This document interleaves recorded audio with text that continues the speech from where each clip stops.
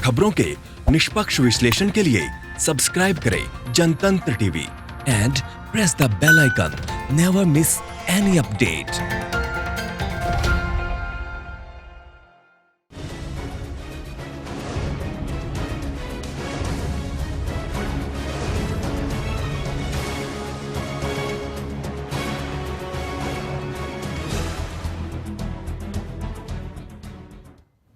नमस्कार, आप देख रहे हैं जनतंत्र टीवी। मैं हूं आपके साथ अनन्या तिवारी। बिहार में चुनावी साल के दौरान जारी सियासी आवाजाही के बीच पूर्व सीएम जीतन राम मांझी ने एनडीए के साथ होने का फैसला ले लिया है। तमाम कयासों और अटकलों पर विराम लगाते हुए बिहार के पूर्व मुख्यमंत्री और हिंदुस्तानी आवाम मोर्चा के संरक्षक जीतन राम मांझी 3 सितंबर को एनडीए में शामिल होंगे। इसकी जानकारी खुद उनके पार्टी के प्रवक्ता दानिश रिजवान ने दी है। दानिश रिजवान ने इस बात की पुष्टि करते हुए कहा है कि 3 सितंबर को हिंदुस्तान आवाम मोर्चा एनडीए का हिस्सा बन जाएगा और खुद जीतन राम मांझी इसका ऐलान करेंगे। दानिश ने कहा है कि हम एनडीए से के हाथ विकास के लिए थामने जा रहे हैं। ऐसे में उनके लिए सीट शेयरिंग कोई मुद्दा नहीं है। इससे पहले मंगलवार को जो जानकारी मिली थी उसके मुताबिक मांझी और जेडीयू के बीच एमएलसी की एक सीट को लेकर पेच फंसा हुआ था। हालांकि इस बात के शुरू से ही कयास लगाए जा रहे थे कि सीट शेयरिंग को सुलझाकर मांझी फिर से अपने पुराने घर में वापस लौटेंगे। देखिए, 3 सितंबर 2020 को हिंदुस्तानी अवाम मोर्चा के राष्ट्रीय अध्यक्ष श्री जीतन राम मांझी इस बात की घोषणा करेंगे कि हिंदुस्तानी अवाम मोर्चा अब एनडीए का हिस्सा रहेगा। सीट हमारे लिए कोई एजेंडा कभी नहीं रहा था। हम डेवलपमेंट को लेकर के एनडीए के साथ जा रहे हैं। हमारी पार्टी का कोई विलय नहीं हो रहा है। हम एनडीए गठबंधन में शामिल होंगे और नीतीश कुमार जी, आदरणीय प्रधानमंत्री नरेंद्र मोदी जी की जो विकास की धारा है उस धारा को आगे बढ़ाने का काम करेंगे।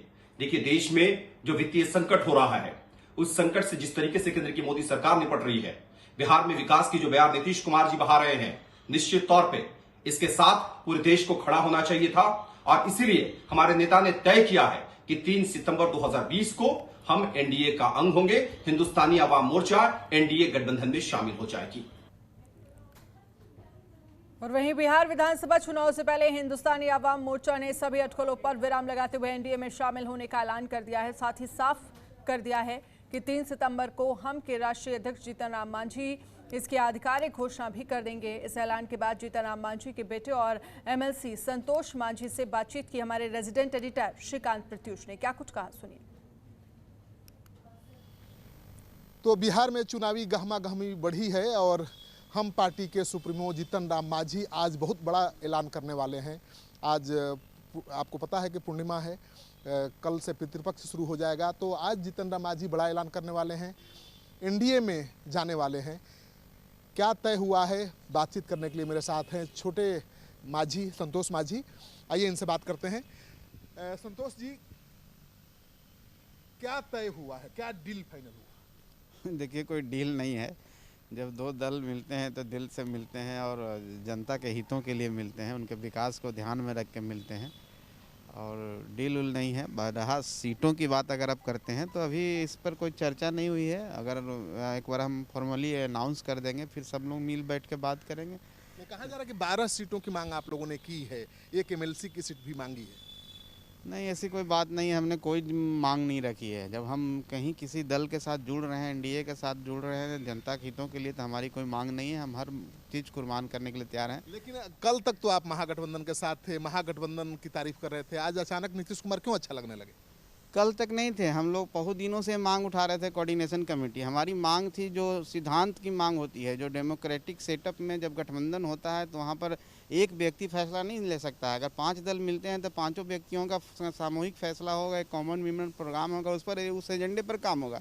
लेकिन कोई एक व्यक्ति अगर एक दल कह दे कि हम जो कहते हैं वही सही है, तो ये डिक्टेटरशिप नहीं है, तानाशाही सरकार नहीं है, लोकतंत्र है। लोकतंत्र में मांग जायज़ है। वो मांग नहीं मानी गई तो हम समझते थे कि जो ये मांग नहीं पूरा कर सकता है वो जनता की सेवा कैसे कर सकता है। आप अब ईमानदारी से बता दीजिए कितनी सीटें मिल रही हैं, मैंने आपकी पार्टी कितने सीटों पर लड़ रही है? देखिए, अभी कोई जानकारी नहीं है, इस पर अब बैठ के बातें होंगी तब आपको बता दिया जाएगा। तैयारी कितनी सीटों पर है? तैयारी तो हम 50 सीट पर कर रहे हैं। जहाँ तक हमारा संगठन सक्षम है, जहाँ हमारे लोग हैं, तैयारी तो होती रहती है। वो तो सतत प्रक्रिया है, 5 साल से तैयारी कर रहे हैं हम। लेकिन अब तो एडजस्टमेंट की बात है ना, बैठेंगे कैसे एडजस्टमेंट होगा, किन लोगों को हम लोग कर पाएंगे, जो अच्छा विकल्प होगा। लेकिन मेरे पास जो खबर है कि आपको मगध में 4 सीट मिल रही है, पूर्णिया की 1 सीट मिल रही है, आपको शाहाबाद में भी सीट मिल रहा है, मतलब 10 सीटें मिल रही हैं आपको। आपकी खबर अच्छी हो पक्की हो सकती है, क्योंकि आप लोग तो सब जगह देखते हैं, आपके पास सूत्र बहुत धारदार सूत्र हैं, हमारे पास ऐसा कोई सूत्र नहीं है। तो छोटे माझी अभी पत्ता नहीं खोलना चाहते हैं। जब बड़े माझी आएंगे 1-2 घंटे में पहुंचेंगे तो पत्ता खोलेंगे और माना जा रहा है कि आज अच्छा दिन है, शुभ मुहूर्त है, तो आज ही जीतन राम माझी बड़ा ऐलान करेंगे। श्रीकांत प्रत्युष, जनतंत्र टीवी, पटना। और इस पर चर्चा करने के लिए हमारे साथ बिहार के resident editor Shrikant Pratyush live जुड़ गए हैं। श्रीकांत, जिस तरह से आपने बात भी करी संतोष मांझी से, लेकिन इन सब के बीच जो अटकलों का दौर है, हालांकि हम तो पहले भी बात कर रहे थे कि एनडीए में शामिल होंगे हम पार्टी और जीतन राम मांझी, और वो कहीं ना कहीं अब रास्ता एकदम क्लियर हो गया है। 3 सितंबर यानी कि कल जीतन राम मांझी एनडीए में शामिल हो जाएंगे। फिलहाल आपके पास क्या कुछ जानकारी है? देखिए, मैंने आपको बताया अभी जो संतोष माझी से मेरी बातचीत हो रही थी, तो मैंने यही कहा कि अब 3 तारीख को नहीं, आज ही ऐलान हो जाएगा, और हो गया।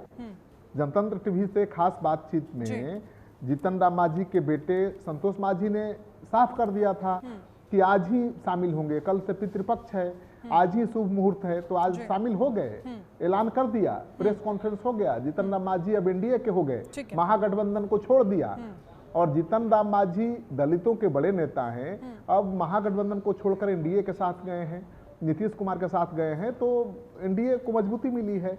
हालांकि आरजेडी का कहना है कि उससे कोई फर्क नहीं पड़ेगा, माझी गए तो वाम दल आ गए, वाम दल का माझी से ज्यादा जनाधार है, तो माझी के रहने नहीं रहने से कोई फर्क नहीं पड़ता है। तो आज प्रेस कॉन्फ्रेंस किया जीतन राम माझी ने और बाकायदा ऐलान किया कि हम एनडीए के साथ जा रहे हैं, और जीतन राम माझी के बेटे ने कहा कि मान सम्मान की बात थी। और सीटों की जहां तक बात है, सूत्र जो बता रहे हैं कि 6 से 7 सीटें मिल सकती हैं जीतन राम माझी को। 12 सीट की मांग कर रहे हैं, लेकिन 6-7 सीटें उनको मिलेंगी। कौन सी सीट मिलेगी उस बारे में भी मैंने पूछा। मगध जहां से माझी आते हैं, जो उनका क्षेत्र है, वहां की 4 सीटें मिलेंगी, 1 सीट शाहाबाद में की और 1 सीट पूर्णिया की मिलेगी, तो 6 सीटें तो फाइनल हैं। और हो सकता है 1-2 सीट और बढ़ जाए, एडजस्टमेंट के तहत क्या होगा कह पाना बड़ा मुश्किल है। लेकिन माझी ने सीटों को इशू नहीं बनाया और एनडीए में जाने का ऐलान कर दिया, क्योंकि उनके पास अब कोई रास्ता नहीं था। महागठबंधन छोड़ चुके थे, तीसरा मोर्चा की हालत ठीक नहीं है, कोई दम नहीं है, तो माझी ने अच्छा फैसला लिया है एनडीए में जाने का। चलिए, बहुत बहुत शुक्रिया हमसे बातचीत करने के लिए। तो बड़ी खबर हम आपको यहाँ दिखा रहे हैं, जहाँ पर जीतन राम मांझी एनडीए में शामिल हो गए हैं, उनकी पार्टी हम एनडीए में शामिल हो गई है। बात करेंगे कुछ और खबरों की। बिहार में इसी साल के आखिर में विधानसभा चुनाव होने हैं, लिहाजा दल बदल की राजनीति तेज है। जेडीयू ने एक बार फिर आरजेडी को बड़ा झटका देते हुए आरजेडी विधायक वीरेंद्र कुमार सिंह को जेडीयू में शामिल कर लिया है। पार्टी कार्यालय में जेडीयू के सांसद ललन सिंह ने आरजेडी विधायक को जेडीयू में शामिल करवाया। जेडीयू में शामिल होने के बाद आरजेडी विधायक ने नीतीश कुमार की जमकर तारीफ की और कहा कि उनके विकास से प्रभावित होकर जेडीयू में शामिल हुए हैं। आपको बता दें कि जेडीयू ने आरजेडी के अभी 7 विधायकों और 5 एमएलसी को अपने पाले में कर लिया है। खबर यह भी है कि अभी कई और आरजेडी एमएलए जेडीयू के संपर्क में हैं।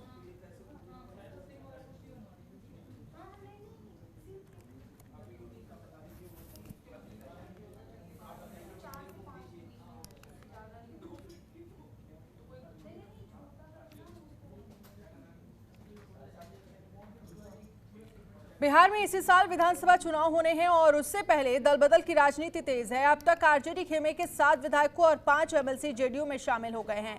मंगलवार को आरजेडी खेमे के एक और विधायक भाई वीरेंद्र ने जेडीयू का दामन थामा। जेडीयू विधायक से खास बातचीत की बिहार के रेजिडेंट एडिटर श्रीकांत प्रत्युष ने। भाई वीरेंद्र आरजेडी के बैकबोन माने जाते हैं और पार्टी के प्रधान प्रवक्ता भी हैं। भाई वीरेंद्र, आप तो पार्टी के स्पोक्स पर्सन है, माने पार्टी की आवाज है। आप बताइए ईमानदारी से, इस बार आज दिल खोल के बात करिएगा, क्या होने जा रहा है इस चुनाव में? देखिए, हम तो दिल खोल के बात करने वाले जाने जाते हैं और हमारे क्षेत्र नहीं, पूरा बिहार जानता है कि भाई वीरेंद्र जो बोलता है बेबाकी से बोलता है। और इस बार जनता का जो मूड है, पब्लिक का जो मूड है, चाहे वो किसान वर्ग का हो, छात्र वर्ग हो, बेरोजगार वर्ग हो, व्यवसायिक वर्ग हो, चाहे प्रवासी जो हमारे श्रमिक हैं, उनका जो रुझान आ रहा है, उससे लगता है कि इस बार निश्चित रूप से महागठबंधन की सरकार बनेगी और तेजस्वी प्रसाद यादव जी मुख्यमंत्री बनेंगे। तो सीटों का बंटवारा सबसे बड़ा इशू है, अभी तक बातचीत आगे नहीं बढ़ पाई है, बंटवारा नहीं हो पाया है, आप कह रहे हैं कि सरकार बनाएंगे। इस बार हम लोग आप लोग को ये करना चाहते हैं, जानकारी देना नहीं चाहते हैं, और एकाएक सब नेता मिलकर और प्रेस कॉन्फ्रेंस करेगा और उसी दिन तय हो जाएगा कि किसको कितना सीट मिला, ये सब तय हो चुका है। तो जो फार्मूला आ रहा है कि आरजेडी 150 से ज्यादा सीटों पर चुनाव लड़ेगी, बाकी जो सहयोगी दल हैं 90 सीटें उनको देगी, कितनी सच्चाई है? इस पर बड़े नेता हमारा तय करेंगे। आपसे बड़ा नेता कौन है आरजेडी में?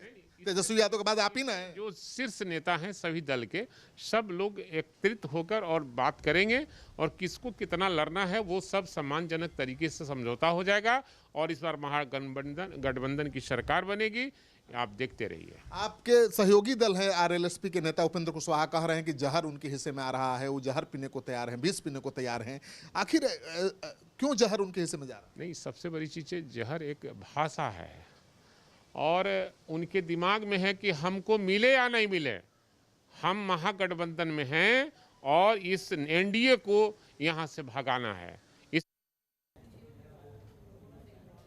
वक्त एक छोटे से ब्रेक का, फौरन हाजिर हो गए।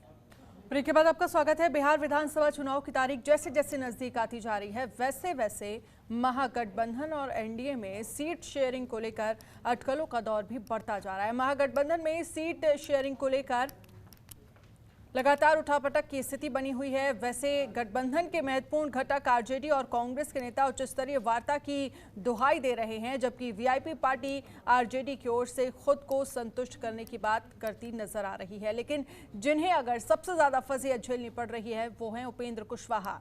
दरअसल शुरुआती दौर में सीट शेयरिंग के मुद्दे पर जिस तरीके से कुशवाहा ने कांग्रेस का दामन थामा, वैसे में आरजेडी ने आरएलएसपी को तवज्जो देना बंद कर दिया। कांग्रेस की माने तो फिलहाल सीट शेयरिंग को लेकर आरजेडी के साथ मंथन चल रहा है, लेकिन ये मंथन कब तक पूरा होगा इसका पता कांग्रेस नेताओं को नहीं है। कांग्रेस कितनी सीटों पर चुनाव लड़ेगी इस बात को लेकर कांग्रेसी कुछ भी बोलने को तैयार नहीं है, लेकिन अंदर खाने के से आ रही खबरों के मुताबिक कांग्रेस 80 विधानसभा सीटों पर चुनाव लड़ना चाहती है और आरएलएसपी कम से कम 23 सीटों पर प्रत्याशी उतारना चाहती है, जो फिलहाल आरजेडी देने को तैयार नहीं है।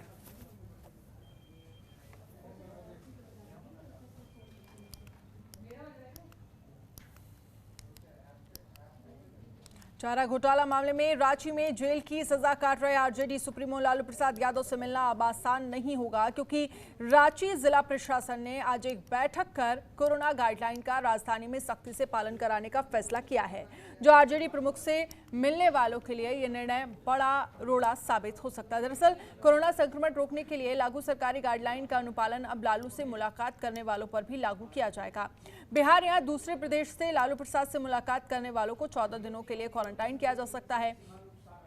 आपको बता दें कि चारा घोटाला मामले में रांची में जेल की सजा काट रहे आरजेडी सुप्रीमो लालू प्रसाद यादव इन दिनों रिम्स में भर्ती हैं और बिहार में अगले कुछ महीनों में होने वाले विधानसभा चुनाव को ध्यान में रखते हुए उनकी व्यस्तता इन दिनों बढ़ गई है। जेल की सजा काट रहे लालू यादव से हर रोज बड़ी संख्या में नेता और कार्यकर्ता मिलने पहुंच रहे हैं। बिहार विधानसभा चुनाव में टिकट की आस लेकर पहुंचने वाले इन नेताओं की वजह से राजधानी रांची में कोरोना गाइडलाइन का उल्लंघन भी होता है। इसको लेकर विपक्षी दलों के नेताओं ने बयान दिए तो अब रांची प्रशासन भी सतर्क हो गया है।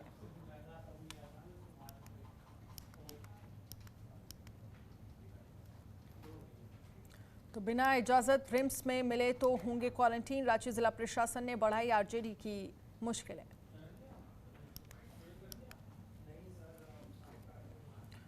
और बिहार के डिप्टी सीएम सुशील कुमार मोदी ने आरजेडी नेता लालू प्रसाद यादव पर निशाना साधते हुए झारखंड सरकार पर भी आरोप लगाए हैं। सुशील मोदी ने कहा है कि भ्रष्टाचार के अपराधी अगर राजनीतिक रसूख के बल पर जेलबंदी के बजाय राजकीय अतिथि जैसी 5 सितारा सुविधाएं पा रहा है तो इस पर सीबीआई को खुद ही संज्ञान लेना चाहिए। उप मुख्यमंत्री सुशील कुमार मोदी ने ट्वीट करते हुए लिखा कि सजाए फाख्ता लालू प्रसाद से मिलने रोजाना दर्जन भर लोग उनके बंगले पर पहुंच रहे हैं।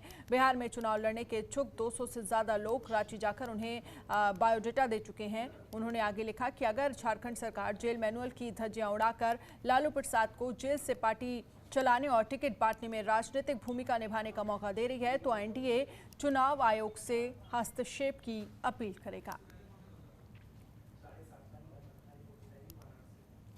बुलेटिन में फिलहाल इतना ही। देश दुनिया की तमाम बड़ी खबरों के लिए आप देखते रहिए जनतंत्र टीवी। नमस्कार।